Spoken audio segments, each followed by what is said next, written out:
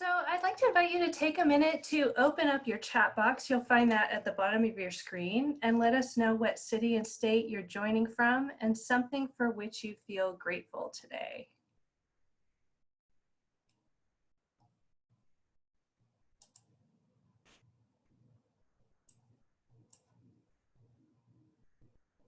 So you should find your chat box at the bottom of your screen, and you can write to everyone and just share where you're joining from and something you're grateful for. Alicia is grateful for warm coffee. Hello, hi Bill. Grateful for Zoom, keeping us connected. Janice from Missouri is here. Oh, they're going by so quickly now. Oh, hi Mom and Dad, glad you're here. Sabrina, hi, welcome. Ash, hello, Whitney, Becky, Elizabeth, Morris, Kim, Ilan. So glad you've joined us today. Hi, Sherry. Very, very glad you're here. Morris, Casey, Kimberly. So glad you're here. And if I didn't say your name, it's because they all popped up so quickly. But to all of you, thank you so much for being here today. It's really, really a joy to be in conversation with you all.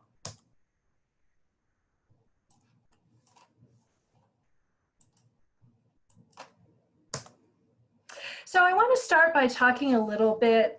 First, I want to just give you an overview of what we're talking about today. We're talking about assumptions related to COVID-19 and climate change. We'll be talking about grief and what it is, the stages of grief. There's a framework on stages of grief developed by Elizabeth Kubler-Ross and David Kessler, and we'll be talking about that. We'll be talking about making meaning in the midst of grief and making amends. And then we'll have some discussion time and share some resources. So that's our agenda for today. I want to start first with some assumptions. In this session, in this meeting, I am working under the assumption that COVID-19 is a real virus, that it is sickening and killing people around the world, and it is overwhelming health systems around the world. I'm also working under the assumption that climate change is real, and it's a normal response of our Earth's climate to an increase in carbon dioxide and other greenhouse gases in the Earth's atmosphere. I know that these assumptions are not everyone's assumptions about these two matters, and if they aren't yours, I would be happy to engage with you on them in another setting. But for this session, I'm going to be presenting with these assumptions in mind. Some other assumptions I have about both COVID-19 and climate change is that they are global. These are both global crises that we are facing. They are both concerns that are beyond the human scale. It's really hard to wrap our heads around the size and scale and implications of these two crises, and that's part of what makes engaging them so challenging. They both threaten privilege. There are so many situations in which people with greater privilege, economic privilege, social status, political status, where they live, where they're from, immigration status, so many different privileges that people carry that protect them from vulnerability. And these two issues threaten that privilege, and they also expose all the more deeply people with much less privilege and the vulnerabilities they experience when parts of our society and our infrastructure crumble and crack even more than they are already crumbled. And I'm also assuming that people experience these matters, COVID-19 and climate change, in different ways, depending on where they sit in relationship to the problem. So even though we are all here together concerned about these two issues, we might be bringing very different experiences and expectations and assumptions to these issues. And so as we reflect together, it's really important to stay curious, to not necessarily, even as we assume certain things, we also need to assume that our experience, our losses, our fears are different than those of others, and be curious about where other people are coming from and why. So I want to talk a little bit about grief. First thing I want to say is that grief is a normal human response to losing something you love.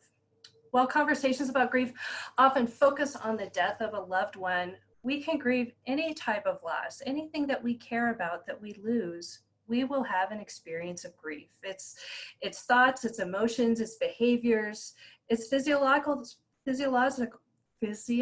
changes that fill our body to where we have a mind-body connection with what we're feeling about a loss, and that's normal. Grief is also biblical. We have stories upon stories of experiences of grief in the Bible. I'm sharing one scripture from Job. Job is a story in which a man loses everything he loves and everything he has. His infrastructure crumbles, his health crumbles, his social connections crumble. And he is sighing and groaning and crying out to God for help, for relief from his suffering. I wonder if you all might take a moment in the chat box to name some stories from the Bible or parts of the Bible that talk about grief, that tell stories of grief or offer laments of grief. Let's look and see what we can see in the Bible about grief.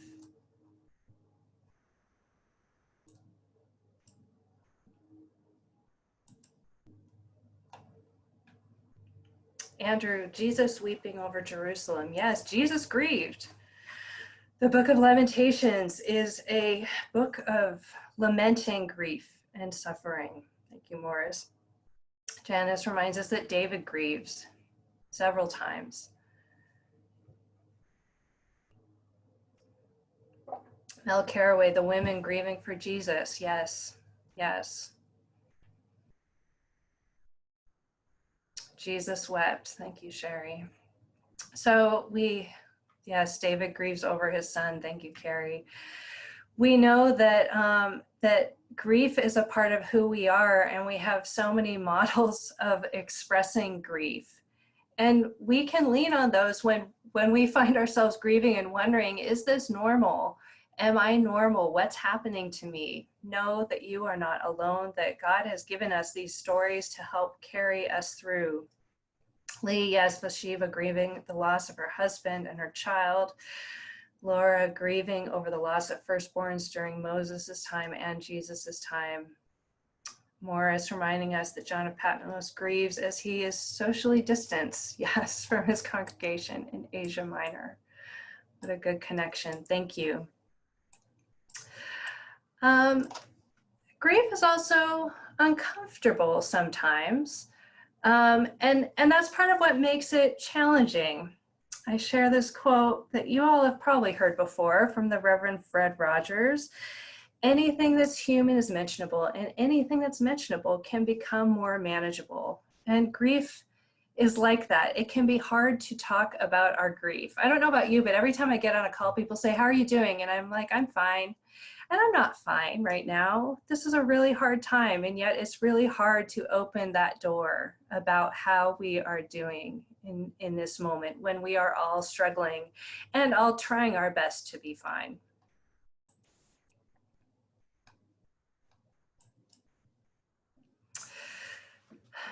Grief is also different for everyone. It depends so much on where you are in relationship to the loss. And now what I want to do is take a moment to share a little bit through a poll, and you can respond or not, it's up to you, but inviting you to reflect on what losses you have experienced in relationship to grief and to COVID-19. So Zaire, could you please share the first poll?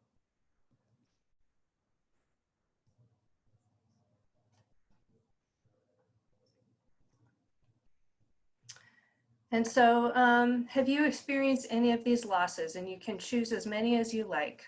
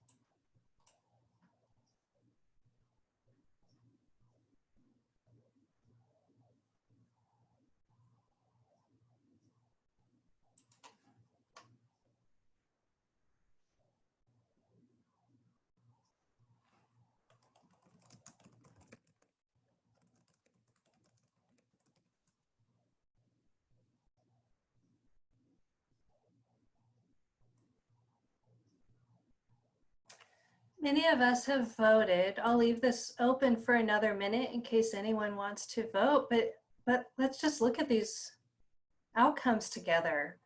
So nearly half of us used to be able to know what to expect from the weather, but now we aren't sure. A couple of us have lost a crop due to a difficult growing season. You've had an important gathering canceled due to a severe weather event. Wow, more than half of us have had an important gathering or event canceled due to a severe weather event. A third of us have had property damaged or lost due to severe weather. There are a couple of us who've lost a friend or colleague or loved one due to a severe weather event. Many of us have witnessed the damage or loss of an ecosystem that was important to us. A couple of us have not experienced any of these losses yet. I think that this is good information as we engage in conversations about climate and think about grief and wonder how climate change is impacting the person we're talking with in different ways from ourselves and from anyone else you've met. Because my guess is many of us, I bet many of us's answers are different, that each of us might have had a different set of results on this survey. So thank you for answering this poll. Let's end this poll. And now we have a second poll about your experiences of loss in relation to the COVID-19 pandemic.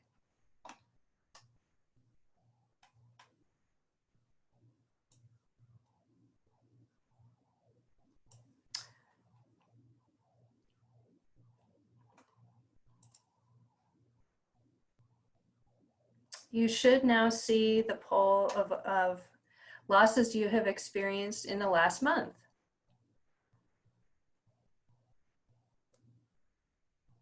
And know that your answers are anonymous. We don't know who is saying what.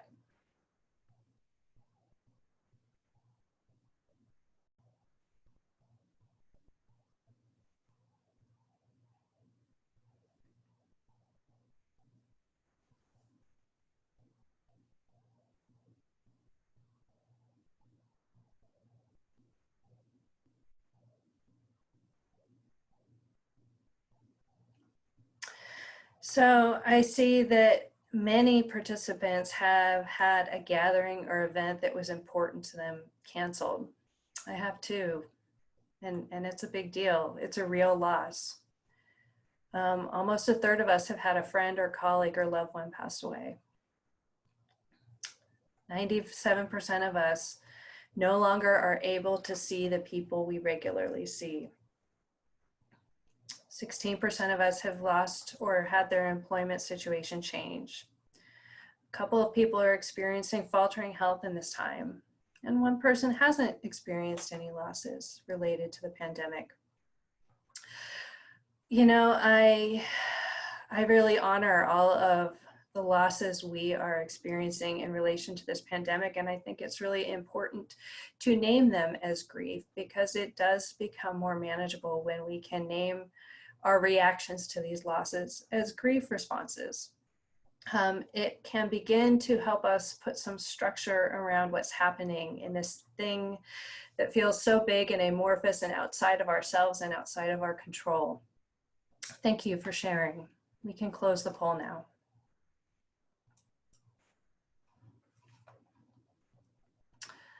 So I want to move now to talking a little bit, and I'm closing my chat, but feel free to keep sharing your comments with one another. I just can't see my screen when the chat's up.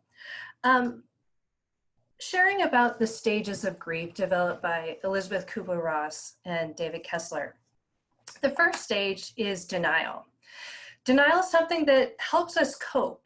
It allows us to pace our feelings of grief, and it allows feelings that were denied to surface as we learn about a situation. And I think that our automatic response to denial or encountering someone who we perceive to be in denial is a negative response. If we think we see something clearly and the person we're encountering does not, we sort of poo-poo that. We say, oh, that person's in denial. They're not facing what's happening. And it's helpful to remember that denial isn't just sort of choice-based ignorance is a coping mechanism. It's something that comes from within as much as it comes from something that we choose. And so it's important to realize that. Now, when we're thinking both about COVID and climate change, here are some ways that I've seen people express their denial. They say this isn't really happening. You know, we're hearing experts say this, but it's not true. This is fake news. People say this isn't as big a deal as the doctors or the scientists say it would be. Have you all heard anything like this in the last little while? You can nod. Yeah, I have too. And you know, I have felt that too. I mean, both with climate and with COVID, I've had moments of thinking, is this really that big a deal? Or what news do I trust? And with climate, same thing. I've had moments of thinking like this can't be happening because it is so different from the reality I am experiencing. The next stage of grief is anger. Anger gives structure and expression to this chasm of loss that we feel when the bottom drops out from our understanding of relationship and reality. And it's a pathway. It's a pathway for expressing pain. You know, some of the things that people say in relation to anger, they say, don't tell me how to live my life. Don't tell me I have to shelter in place. Don't tell me I shouldn't fly multiple times a year. Or they say this is the fault of people who live in other countries, or the fault of people who are less educated than I am, or the fault of people who don't care about anybody but themselves. It's very easy and normal to say, this isn't about me, it's about them. And then there is the anger that says, why isn't anyone doing anything about this? How can this really be happening and appropriate action is not being taken? This is a normal response to what's happening both with climate and with COVID. And it's a grief response that our minds and spirits give us as we're trying to process what's happening. Bargaining. This is an attempt to create a different outcome than what we're experiencing. It's a result of owning, or it can be a result of owning or blaming oneself for a loss, and it can be an attempt to avoid feeling the pain of a loss. Bargaining looks like this. It looks like saying, if we all take a few simple steps, everything will be fine and things won't change at a deeper level. Or if we just wait for the scientists to come up with a fix, everything will be fine and nothing will change. And I think that's the hardest, oh, I have a stray apostrophe, sorry about that. I think that's the hardest thing about this is this sense that we both know there are things we need to do in both situations, and we know there's a deep need for systemic change. Even if we do what we need to do, and there is systemic change, there has still been deep loss that can't be recovered, and there is still damage that will continue into the future. And that's really hard to cope with. And so naturally, this can lead to a sense of helplessness or depression, a sense of fog, a sense of powerlessness, sadness, withdrawing from activities and relationships. My colleague Alicia, who's here, talks about COVID brain. Whenever I make a mistake, she says, it's okay, it's just COVID brain. And I think that many of us are experiencing that sense of powerlessness and fog right now. This can be expressed as I can't read the news, it's overwhelming. There's nothing I can do. I feel like I'm underwater if I think about this, and I'm totally powerless in this situation. The last stage, well, not the last stage, the fifth stage is acceptance. Acceptance is a desire to attempt in a world in which the loss has occurred, and a recognition that the past is no longer intact and we need to readjust. Acceptance says this is real and it's happening now. Systemic change is required to keep the worst from happening, and we need to take action now. So acceptance isn't about saying that, well, climate change is happening and nothing can be done, so the world is going to burn. It's about understanding that climate change is real and it's happening now, and systemic change is required to keep the worst from happening. And similarly with COVID, accepting that we are in a situation of pandemic, and it doesn't mean that we have to stay in this place, but that we're going to have to take action to move away from this place into a new one. There is a 6th stage of grief developed by David Kessler, Elizabeth Kubler-Ross's colleague, that he recently developed and wrote a book about called Finding Meaning. He says that meaning making is relative and it's personal. Only you can find your own meaning in your grief, and it takes time to find. And even when you find it, it won't feel like it's worth the cost of what you lost. It's not that meaning is something you get to have and it's a win. It's more of a part of the process that can help soothe a loss in the long term. And I think when we think about the situations we're facing, we need to be asking and can find meaning in wondering, who is God calling us to be right now? What is God calling us as a faith community to do right now? And what is my role in this larger story? David Kessler also talks about making amends with one another and with a situation to find healing and hope. And I'm still trying to figure out what making amends might mean in these global crises. Is it about forgiving our leaders and moving on? Is it about forgiving myself for the ways I have failed to live as I know I should and the ways I've contributed to the problem at hand? And is it about maybe creating intentions for living in new ways to carry forward, sort of a repentance that carries us into the future? So this is something I'm still wrestling with, and I invite you to wrestle with it as well. So now we're going to move into breakout groups. On Zoom, we're able to put you all into smaller groups, and we'll be sharing these discussion questions within the group, and you'll have about 15 minutes to introduce yourselves to one another and to reflect together if you wish. And we will not be recording the breakout group sessions. So please go ahead, Alicia, and move us into groups.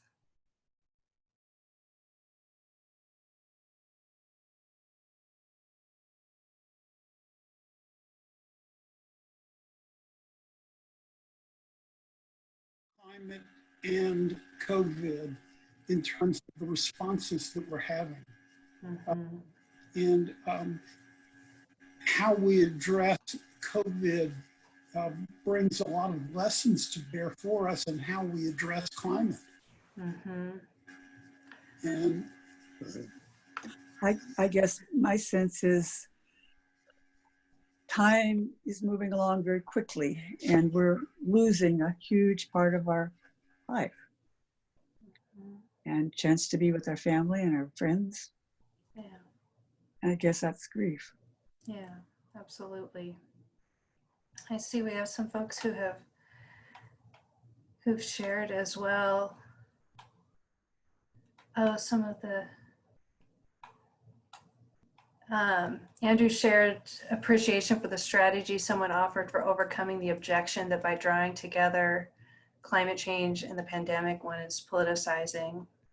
Jim shared that he heard about direct climate impacts, COVID and climate-induced hunger, and personal pain, grief, and loss from both of them. Thank you.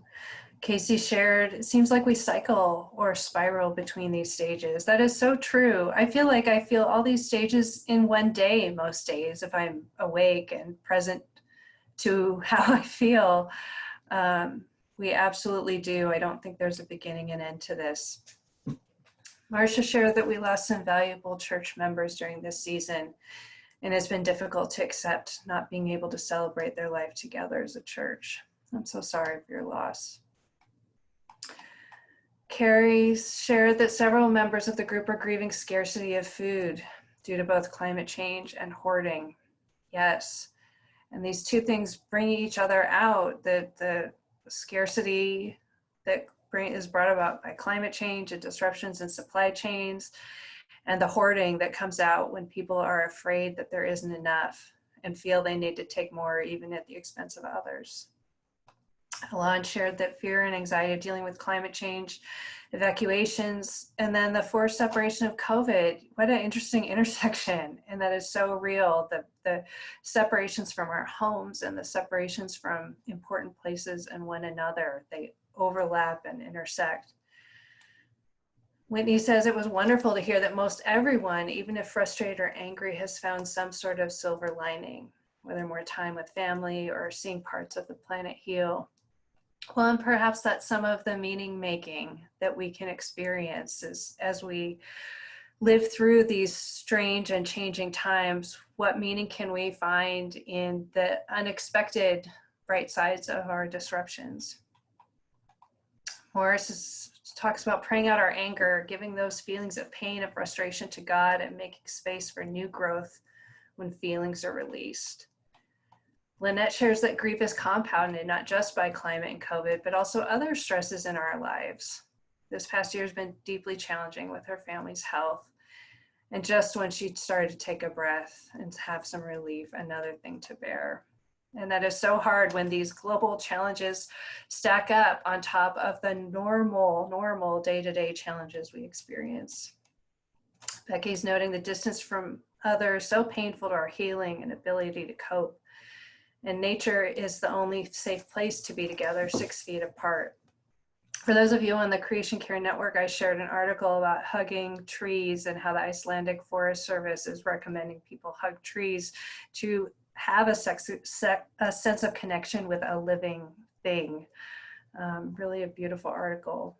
And Alon noted that we need to give ourselves great grace and permission to feel these stages of grief, which may all occur in one day. We need to be kind to ourselves. Ash is building on Mel's point, making meaning by applying the lessons from the COVID situation to the climate crisis. How both crises that hit vulnerable people hard, and we need to if we can come together for COVID, maybe we can for climate as well. Andrew notes, many of these reflections could lead to letters to the editors of newspapers promoting environmental responsibility, something we can do in light of this.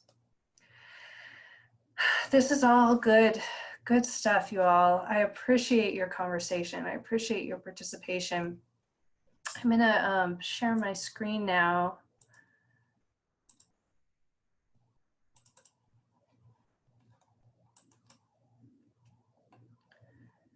As we start to move toward the end, I'll be sharing these readings with you. We'll send an email follow-up after the webinar, sending you a link to the webinar, and we'll send this list of readings as well. And we'll put them on the Creation Care Network platform as well. But these are all resources I used as I was contemplating this webinar, and there's so much more there beyond what we were able to discuss today. So I hope that if you're looking for something to read that will help you process your experiences, you'll check out some of these books. I also would like to commend to you the Creation Care Network. Everyone who is not on the network who indicated interest when they signed up for the webinar received an invitation this morning. So do check it out because it's a place for additional connection. One last question I have for you in the chat. I feel like we've talked a little about how the commonalities and the ways we respond to COVID and climate might inform each other. And I also want to know, what's something you heard today that you want to remember as you leave this webinar? Can you share in the chat something you heard today that you want to remember?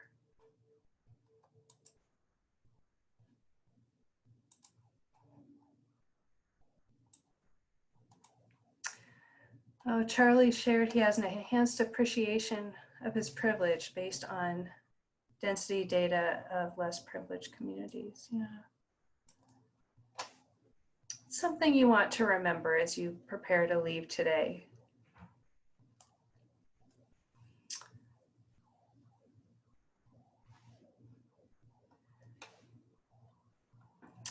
Michael's wanting to remember to connect to people where they are. Alon wants to give permission to herself and kids to grieve over losses. Ash wants to remember about making meaning. It doesn't mean that it was worth the loss. Bill says when talking with others, allow the space for stages of grief. Maura says it's nice to know we're not in this alone. No, we are not. Emily, we don't have to jump to meaning making before we're ready. Charlie, Give grace. Be a good listener. Sherry, not so much the one thing, but the collective faces of everyone here gives her hope. Me too. Kim, I like the idea of a 6th level to grief, finding meaning.